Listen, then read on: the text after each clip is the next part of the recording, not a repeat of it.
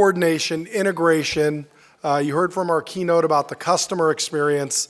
So what is clear is all of this involves how we better coordinate care and how we do best for the patient. And what is also clear is none of this is anything that we can do individually, whether we're dealing with issues around behavioral health or homelessness or financial challenges. This is something that we collectively are going to need to work on to meet the needs in our community. And speaking of community, and I say this every year, by the way, and I'm really tired of these folks retiring on me. I'm going to start to take it personal at some point, but you know, we've had this the last 2 years, and I would say the two people on stage, it's sort of fitting that we're recognizing them at the same time because it really is illustrative of community. The fact that they've both been embedded here for quite some time. Dan, maybe a few years longer than Judith. But, you know, it's important. Their voices, their leadership have been integral to our region and critical to our conversations. So with that, let's start out with Dan first. And no, there's no roasting going on here today. We're going to keep it nice. Barry, I'm keeping an eye on you over there. Or Aaron, all right. It would be easy to do, but no, we're not going there. So our first honoree is Dan Gross. And Dan is currently Executive Vice President of Hospital Operations at Sharp Healthcare, where he oversees 4 acute care hospitals, 3 specialty hospitals, government relations, and clinical effectiveness. He began his career at Sharp, and I'm going to leave this blank. It's been a little while, but Dan has definitely worked his way up. And for those who don't know, starting as a clinical nurse at Sharp Memorial, and over the years he has served as Director of Patient Care Services, Regional Director of Critical Care, Regional Director of Patient Care Services, and System Vice President of Clinical Services. And prior to his current role, he was actually CEO at Sharp Memorial for 11 years, where he had oversight of 3 hospitals, an outpatient surgery center, home care services, and 2 senior centers. And I think if I keep reading this, Dan, I'm going to go into retirement. I'm tired for you. But Dan has just been a pillar, is the best way I would put it. He's been a member of the HASD&IC Board of Directors since 1996. I think we're wrapping up his 4th tour of duty this year. And he's also been a longstanding member of the California Hospital Association Board, and also a past member of the American Hospital Association Board. In 2012, he was a recipient of CHA's highest honor, the CHA Award of Merit, for his outstanding contributions to California healthcare community. And in 2017, he received the American Hospital Association's Board of Trustees Award. I'm not going to read the rest of this because I think we all know the value Dan has in this community. I would say, and I don't want to get emotional because I really value the work he's done. I mean, he's just been, again, I'll use the word pillar. It's been a strength in our community. It would be easy for Dan to worry only about Sharp's issues, but he hasn't. He's really cared about the healthcare community. He's cared about patients. He's cared about hospitals in California. He's advocated at the federal level. So it really goes beyond just what he could do, which could be more self-serving, and that's not Dan if you know him. You know, so his advocacy, it spans nationally. I mean, I know he has solid relationships with the folks at AHA and the work he's done. And he's had a commitment to ensuring patients receive the right care in the right place at the right time and to shaping our future generations of healthcare workers. We're all fortunate as a community to have benefited from Dan's wisdom, passion, and we're honored to recognize him here today. And I will say this, somebody like Dan doesn't just retire. We all know he's going to pop up somewhere else and he's going to continue. I'm sure I'll get a call here and there like, what the heck are you guys doing? But, you know, I also want to share something. Somebody had sent me a note, and I do want to share this because I said I would, but it really goes beyond just, you know, the walls of Sharp Healthcare. And the notes say, I'm sorry I can't be there today to recognize and honor my colleague and friend Dan Gross. I've been engaged in healthcare in Southern California for over 30 years, and over that time, I've watched with great admiration the leadership and impact Dan has had at Sharp Healthcare and across our region, as well as at the state level and nationally. Dan's leadership, which has been marked by the incredible rise of Sharp Health, has made a permanent impact here in San Diego. As a young CEO in the mid-90s in Orange County, I modeled our hospital's core strategy after the physician integration efforts that Sharp had put in place. I cannot say enough about the deep legacy created by Dan and the long-term impact he has had on healthcare in the region. In addition, Dan has been selfless in leading public policy efforts, not just for Sharp, but for the whole region. While on one level we are competitive as health systems, I know that I can always count on Dan for advice and guidance. Dan is not just a colleague, but a friend you can count on. Most importantly, Dan's commitment to our patients, community, should be a role model to all of us. I consider myself very fortunate to have Dan as a trusted colleague and friend, and although he may think he is retiring, I know our region will continue to need his thought leadership for many years to come. Thank you, Dan. That's from Patty Mason at UCSD. So it really shows, it goes beyond Sharp Healthcare, that his work is valued by folks that they compete with for healthcare in our region. So with that, I will stop. Let me have Dan come up, and love to have you share the microphone up here.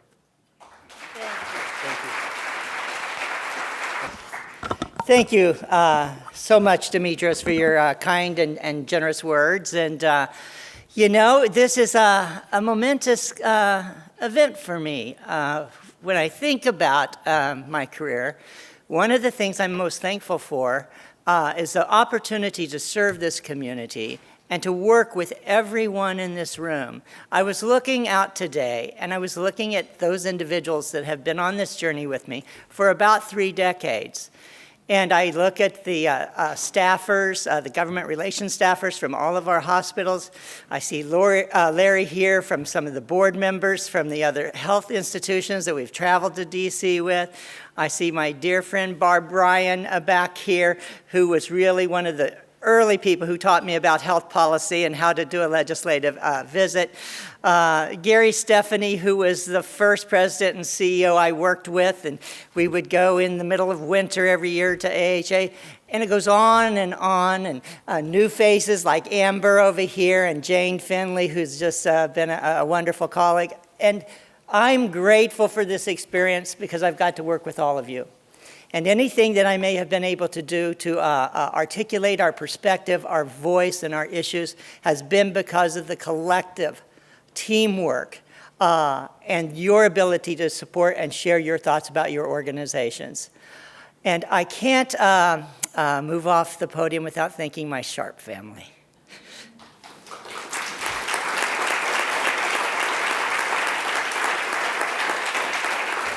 My Sharp family is just immense. You know, when you show up sometimes and people think maybe you know something about what's going on in healthcare in your organization, it's only because all of the people within your organization has prepared you to appear to be knowledgeable and informed. And so for all of the work from my Sharp family, I thank you. And I have to acknowledge my right-hand person, Sarah. Sarah is my partner in crime for the last several years. She's my government relations expert. She's the one who kind of points me in the right direction. She has an intellect that is unparalleled. And so thank you all for letting me have this opportunity to have this piece of my career. I appreciate it.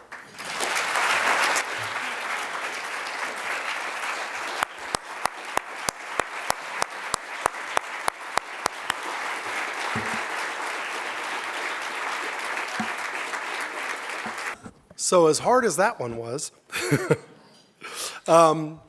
there's a reason these two are seated together. Again, they've worked together for so long, but the other reason I will say is our next honoree, which is Judith Yates, she's our Senior Vice President of the Hospital Association, is very selfless as well. I think you see some similarities in their work. And, you know, frankly, she hates this attention she's getting right now, and that's why she turns her head. But as I jokingly said to her, I would win, and you can fill in the blank, of the Year award if we did not recognize her and the fact that she's been at the association for coming up on 23 years. I mean, that is just incredible that she's taken that much of her career to represent and be a voice for all of you, and she's passionate about it. There's nowhere she would go where, and I've heard her say this, and I always acknowledge it, you know, if there's a member there, I need to be there. We need to be there collectively. So, you know, let me go through this, but I need to say that, and then obviously there will be some more thoughts. So before we go back to our work at HASD&IC, some of you may or may not know Judith's career, similar to may not know Dan's career.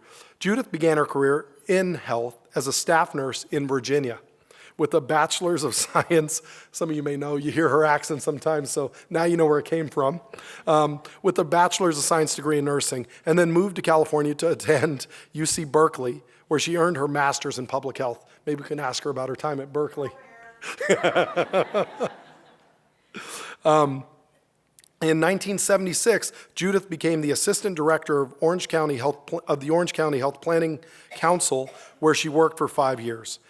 And some of you may not know, but she had an extensive career with the UC system as well, where from 1982 to 89, she was the assistant to the medical center CEO and concurrently the associate director of clinical service planning at the University of California Irvine Medical Center. In 1989, Judith moved to San Diego to become the special assistant to the CEO of UCSD Medical Center, and in 1997, she joined the Hospital Association. Where we're also blessed to have some history is Gary Steffany, who's here with us today, was the president and CEO of the organization at that time, and is here to say a few words. And I've heard that Gary may actually remember their interview, so maybe we'll get to hear about some of that as well. So Gary, if you'd come up, please. Demetrio, thank you. Before I talk a little bit about Judith, I'd just like to say thank you to the healthcare community. You know, when you're over 80 years old, you have a tendency to, unfortunately, use the healthcare system a lot. And so I'm saying that you're doing a fantastic job. Thank you. Also, Dan, congratulations on your retirement. We had many good times in Washington, D.C. and Sacramento. And it was a pleasure always working with you. When Judith first came in to interview for the position with the Hospital Council, she impressed me with all her credentials, but she had one flaw for me. Since 90% of what we do is working with the government officials and politicians, and such, and I didn't see where she had any real experience in that. But she impressed me so much that I took a chance and hired her. Well, that chance was a blessing. You know, CEOs of any corporation or any organization have to have a certain amount of luck going for them. They can be brilliant in some things, but they can have flaws in others. And if they have a little bit of luck, well, the luck that I had was when Judith came in for that interview, because I took a chance, hired her, and after a couple trips to D.C. and Sacramento, I didn't even have to go anymore. She just did such a fantastic job. And so, Judith, congratulations on your retirement, and I wish you the best. And I promised you I wouldn't tell any funny stories, and so I'll keep that promise. But Demetrio, I know she's been great for you. She was, for the 5 years that she was with me, she did a fantastic job, and I wish you well in your retirement.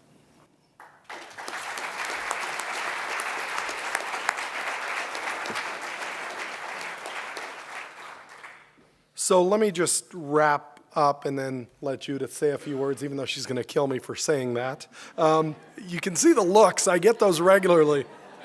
Just know what I go through. But where Judith has been invaluable to everybody is it's not like she's focused on any one issue. She's gained expertise in all sorts of areas, whether it's access to care, behavioral health, becoming an expert there, which, by the way, she's also going to be the incoming chair for the Behavioral Health Service Advisory Board. So we're definitely going to continue to work with Judith in many capacities as she moves forward. Emergency medical services, disaster preparedness, healthcare workforce, and education. And yes, she's very passionate in that area. Heard all the time about the community colleges and all the things that we can and should be doing, as well as all sorts of other areas. What's clear is she's passionate, she loves what she's done, and I'm putting words in her mouth, but I know she's had the pleasure of representing all of you and making sure that she's there wherever you are, and whether you're not there, she's definitely had your back to ensure that you're represented at the local, state, and federal levels, wherever she's at in meetings. So with that, let's give Judith a round of applause and ask her to come up. He said I didn't have to talk. But it would be really terribly remiss of me not to say thank you, and certainly not to acknowledge it has been 23 years, and it has been the best part of my life. I've never enjoyed any job as much as I've enjoyed this job, nor have I felt like I was being given as much as I was trying to give. So I think it's been a terribly important learning experience in life about just how important it is to work collegially, to respect one another's differences, and to embrace the opportunities that we have, never more so than perhaps in the coming year, 2020. So thank all of you for putting up with me. I know I've badgered some of you to do certain things. I've valued everything, and I've valued every minute. Thank you so much.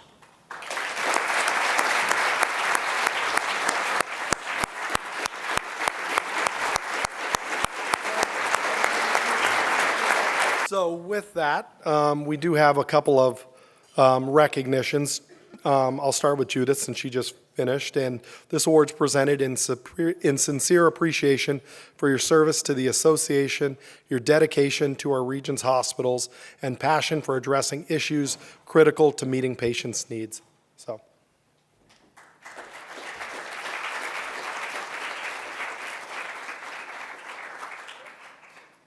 This is in sincere appreciation for your enduring and monumental contributions to improving quality, access, and compassion for the betterment of providers, patients, and communities.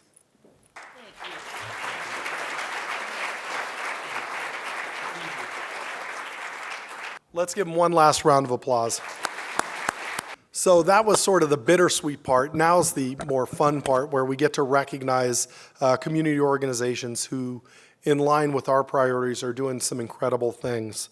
So today we're recognizing the efforts of two organizations in our region who are actively engaged within their communities to address homelessness.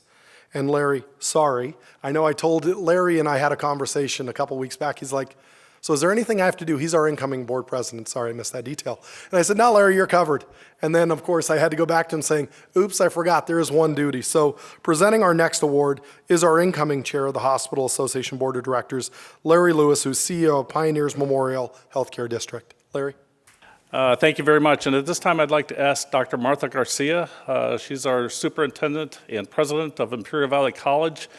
Join me on the stage, please. Dr. Garcia, as I mentioned, is the superintendent and president of Imperial Valley College. She's developed a multitude of categorical funded programs that serve minority and underrepresented students and secured over $16 million in grant funding for the Imperial Valley College over the past 30 years. The leadership at Imperial Valley College recognizes the importance of helping students overcome barriers to access success through student equity department that they established, which I think is very impressive. The department directly supports food insecure, homeless, foster youth, or formerly incarcerated students who are experiencing severe hardships. Currently, the campus has about 160 students who self-identify as homeless. The campus provides students experiencing homelessness the opportunity to shower on campus, provide access to food pantry items, hygiene kits, Thanksgiving dinner hosted in their honor. And this fall, they've taken another great step forward. Their foundation board approved an incredible step and voted to authorize the construction of transition housing for students who self-identify as homeless. The initiative is called Lotus Living, Rise Above, Student Housing Project. There are 2 tiny homes for students that are expected to be completed this spring, and there are plans for up to 40 tiny homes in the El Centro area. The Imperial Valley College and the Imperial Valley College Foundation have made an incredible commitment to go beyond traditional student supports and invest housing that will create safe and welcoming communities for students experiencing homelessness. This commitment is an inspiration and a model for other colleges across the country, and we couldn't be more grateful to the leadership at the college and Dr. Martha Garcia for addressing such a unique segment of a population that is in true need of support in a homeless situation as college students. So with that, I don't know if you want to say a couple of words, but I had the opportunity to sit in on their annual gala in the spring, and I sat in the audience in awe, listening to the inspiration that she had and the vision that she has for helping these homeless students get through a tough time in their life and help them grow. And I couldn't be more happy when Demetrios asked us if there was anything unique happening in our county. Both Adolph and I consulted, and we came up with this brilliant idea that this is the innovation and this is the future of how we all need to be looking for ways to help one another. So with that, on behalf, well, are we going to present it now? There we go. Thank you. I'm right here for you. I was worried. You I were got off your stage, back. man. All right.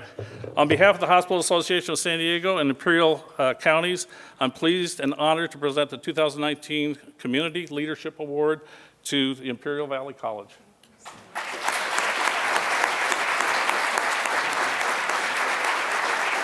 I am deeply moved by being recognized today. And I want to start by thanking all of you for taking care of our loved ones in our communities. As a proud daughter of farm workers that worked in the fields of Imperial County and Coachella Valley, I never imagined I would be recognized today, one, for fulfilling my purpose in life, because that is what I'm doing. I'm trying to do the right thing for that community. I'm trying to contribute in this role to enhance success for a community that is experiencing dire challenges. Why? Because education's the greatest equalizer. Because education enabled me the opportunity to become the first female superintendent president at Imperial Valley College.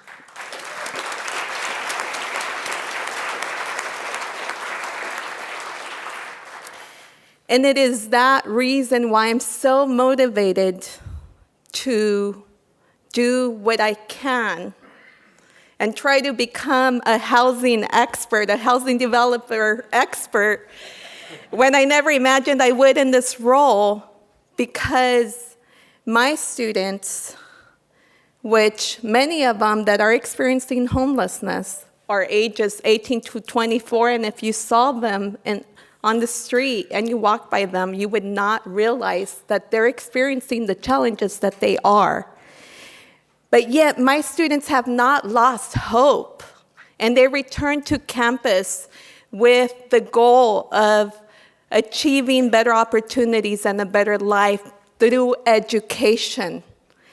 And I'm fulfilling a promise that I made to my mother, which is why receiving this recognition and in this setting is very important. And one of those, I made 2 promises, but this one specifically was that I would continue to help those that needed help in life, but specifically the ones that needed the most help in life, which are my most vulnerable students, which are many of them former foster youth, and they have no one else but the institution trying to support achieving their goals. So I thank you wholeheartedly. I want to make a statement, and I'm really appreciative of the discussions you've held this morning. And I would like to add to the complexity of this situation, but also provide some information. Last year, over 40,000 California community colleges were surveyed. And of those students, about 60% of them stated that they had experienced housing insecurity in the last year. And about 40% of them stated that they had experienced food insecurity.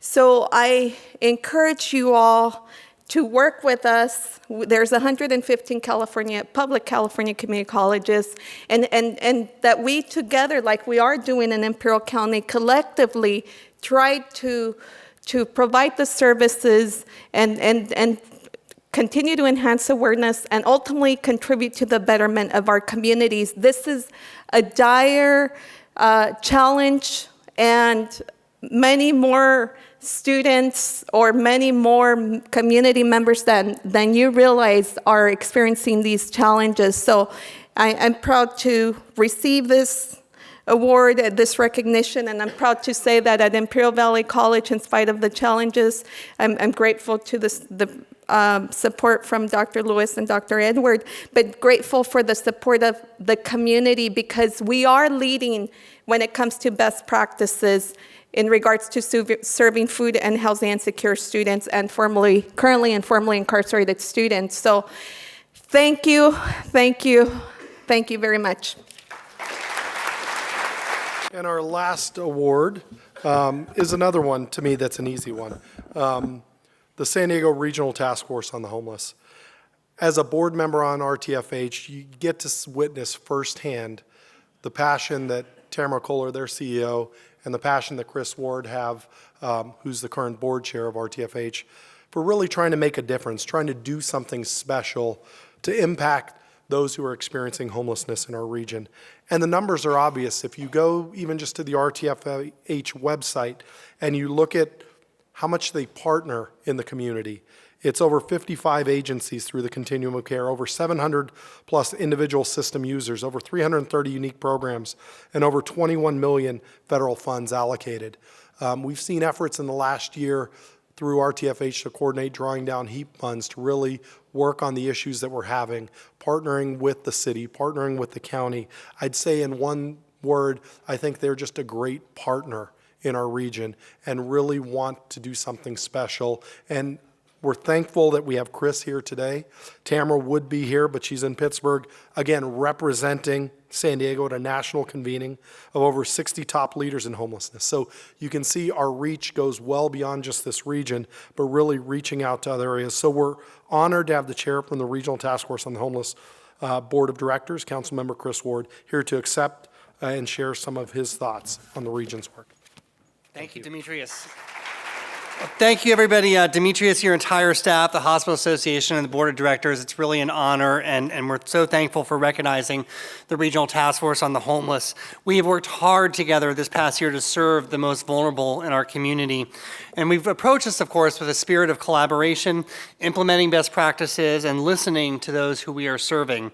Our CEO, Tamara Kohler, and her entire team, I want to recognize Kat Duran is with us here today, one of our senior staff members. We've begun to transform much of our systems to use improved data to better understand our needs. We brought in national experts to train our frontline staff to make the path to stable housing as successful as possible. And we know that in every touch point in the homelessness continuum of care, there is an opportunity to provide the services that lead to success. On the street, in a shelter, or in the emergency room, we are building a system where all of our patients and all of our clients are able to receive a warm handoff to a pathway out of homelessness. We have a busy 2020 ahead of us. We're working closely with the city on an implementation of a new community action plan, which is going to transform region-wide into the regional task force development of a county-wide community plan. The success of these plans requires us diverting people from the street before they experience homelessness and increase the supply of affordable and supportive housing to help those already living on the streets. The emergency services and preventative care you all provide will continue to make the Hospital Association's support and coordination critical to these efforts. And I'm so grateful as well to the County of San Diego, and in particular Supervisor Nathan Fletcher, who is leading the charge to make sure that we are doing more in the areas of behavioral health, recuperative care, and other kinds of facility components that we need to make sure that the warm handoff is there and people are able not to exit to the streets, but able to exit to a place where they can successfully get well and be able to get the pathway into recovery and into opportunity. So I want to thank you all for your support and your cooperation and the recognition of the Regional Task Force on the Homeless. It's an honor for me to be here to be able to accept this award on their behalf. Thank you. So we can grab a photo.